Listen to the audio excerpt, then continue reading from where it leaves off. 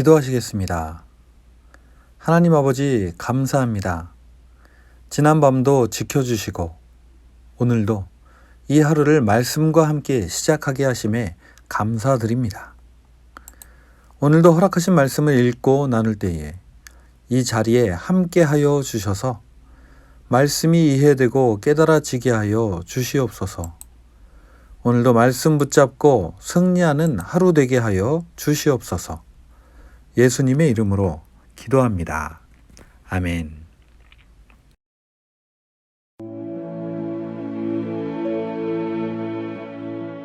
제4장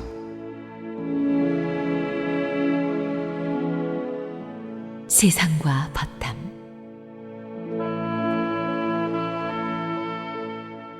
무엇 때문에 여러분 가운데 싸움이나 분쟁이 일어납니까? 여러분의 지체들 안에서 싸우고 있는 육신의 욕심에서 생기는 것이 아닙니까? 여러분은 욕심을 부려도 얻지 못하면 살인을 하고 탐내어도 가지지 못하면 다투고 싸웁니다. 여러분이 얻지 못하는 것은 구하지 않기 때문이요, 구하여도 얻지 못하는 것은 자기가 쾌락을 누리는 데 쓰려고 잘못 구하기 때문입니다. 간음하는 사람들이여, 세상과 버탐이 하나님과 등지는 일임을 알지 못합니까? 누구든지 세상의 친구가 되려고 하는 사람은 하나님의 원수가 되는 것입니다. 하나님께서는 우리 안에 살게 하신 그 영을 질투하실 정도로 그리워하신다라는 성경 말씀을 여러분은 헛된 것으로 생각합니까? 그러나 하나님께서는 더 큰 은혜를 주십니다. 그러므로 성경에 이르기를 하나님께서는 교만한 자들을 물리치시고 겸손한 사람들에게 은혜를 주신다 하고 말합니다. 그러므로 하나님께 복종하고 악마를 물리치십시오. 그리하면 악마는 달아날 것입니다. 하나님께로 가까이 가십시오. 그리하면 하나님께서 가까이 오실 것입니다. 죄인들이여, 손을 깨끗이 하십시오. 두 마음을 품은 사람들이여, 마음을 순결하게 하십시오. 여러분은 괴로워하십시오. 슬퍼하십시오. 우십시오. 여러분의 웃음을 슬픔으로 바꾸십시오. 기쁨을 근심으로 바꾸십시오. 주님 앞에서 자신을 낮추십시오.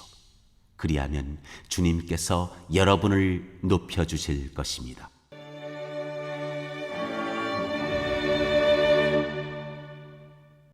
안녕하세요. 9월 29일 수요일입니다. 오늘은 야고보서 3장과 4장의 내용을 살펴보도록 하겠습니다.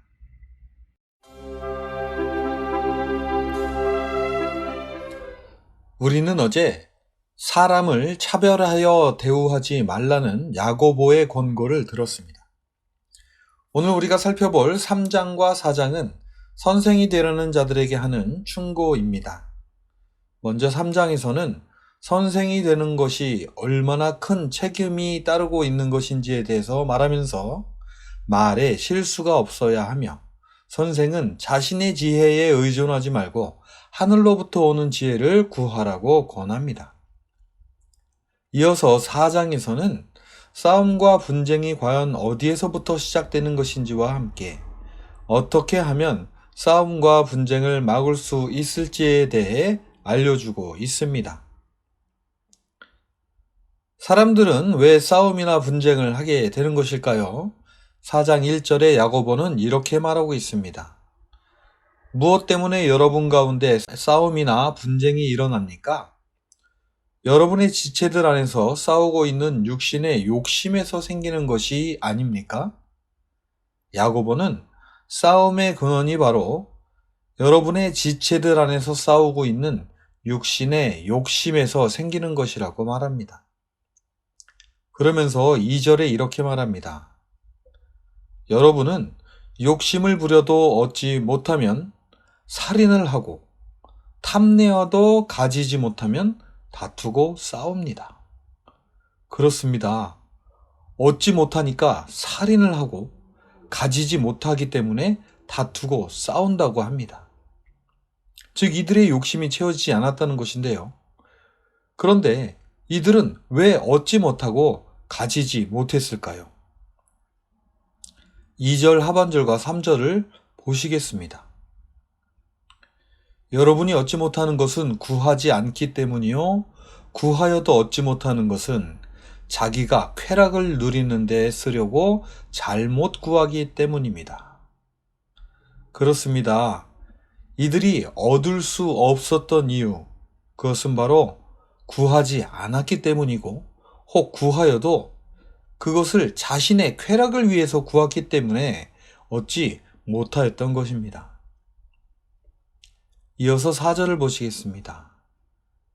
가늠하는 사람들이여, 세상과 버탐이 하나님과 등지는 이름을 알지 못합니까? 누구든지 세상의 친구가 되려고 하는 사람은 하나님의 원수가 되는 것입니다. 자신의 쾌락을 위해서 구하는 사람들은 하나님으로부터 오는 것에 만족하지 못하고 채워지지 않는 욕심을 채우기 위해 세상을 친구 삼아 세상으로 나아갑니다. 야고보는 이것이 간음이라고 하며 이러한 행위는 하나님과 원수가 되는 것이라고 지적합니다. 그러면 어떻게 해야 할까요? 야고보는 이렇게 말합니다. 그러나 하나님께서는 더 큰 은혜를 주십니다. 그러므로 성경에 이르기를 하나님께서는 교만한 자들을 물리치시고 겸손한 사람들에게 은혜를 주신다 하고 말합니다. 그렇습니다. 하나님은 사람들의 마음을 보신다는 것입니다.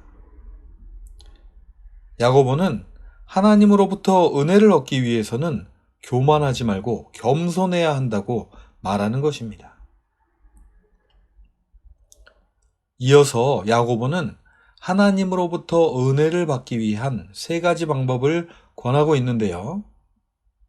첫째는 오직 하나님께 복종하고 악마를 물리치라고 합니다. 악마는 늘 하나님의 뜻을 거스르고 자신의 쾌락을 위해 살라고 유혹합니다. 그러므로 마음을 정하고 오직 하나님께만 복종하라고 권하는 것입니다. 둘째로는 하나님께 가까이 가라고 권합니다. 그렇습니다. 하나님의 은혜를 받는 가장 적극적인 방법은 하나님께 가까이 가는 것입니다. 그리고 욕심을 이루려고 하는 모든 행동, 즉 손을 깨끗이 하고 세상과 하나님 사이에서 두 마음을 품지 말고 오직 하나님만 바라보는 순결한 마음을 품으라고 권합니다. 그리고 마지막 3번째로는 괴로워하고 슬퍼하며 울라고 합니다. 웃음을 슬픔으로 바꾸고 기쁨을 근심으로 바꾸라고 합니다. 도대체 이것은 무슨 말일까요? 자신의 욕심이 어디에서부터 비롯된 것이며 그것을 채울 수 있는 길이 어디인지를 알기 위해 스스로 돌아보라는 것입니다. 그리고 하나님 앞에 돌아와 겸손히 자신을 낮추라는 것입니다. 우리는 오늘 선생이 되려는 자들에게 그들이 늘 다투었던 이유가 무엇이며 구하여도 얻지 못했던 이유는 무엇이었는지, 그리고 은혜를 받으려면 어떻게 해야 하는지에 대해 말하고 있는 야고보의 권고를 살펴보았습니다. 오늘 말씀 가운데 마지막 10절 말씀이 마음에 남습니다. 주님 앞에서 자신을 낮추십시오. 그리하면 주님께서 여러분을 높여주실 것입니다. 그렇습니다. 야고보가 여기서 말하고자 하는 것은 높임을 받기 위해서 일부러 낮추라는 뜻이 아니라 하나님 앞에서의 바른 삶이란 하나님의 뜻에 자신을 맡기는 겸손이라는 것을 말하고 싶었던 것일 것입니다. 서로가 선생이 되겠다고 분쟁과 다툼, 심지어 살인까지 벌이고 있는 이 세상에서 이러한 문제의 해결책은 오직 겸손함으로 하나님께서 이끄시는 대로 순종하며 감사하며 살 때에 하나님께서 그를 높이시어 하나님의 뜻을 이루어 가신다는 것을 다시 한번 생각해 보게 됩니다. 기도하시겠습니다. 하나님 아버지 감사합니다. 오늘도 말씀을 통해 삶의 비결은 언제나 겸손이라는 것을 다시 한번 배우게 됩니다.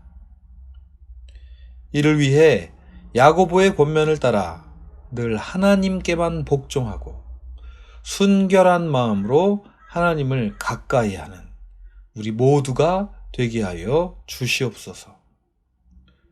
오늘도 말씀으로 우리의 삶의 방향을 알려주시는 우리 주 예수님의 이름으로 기도합니다. 아멘.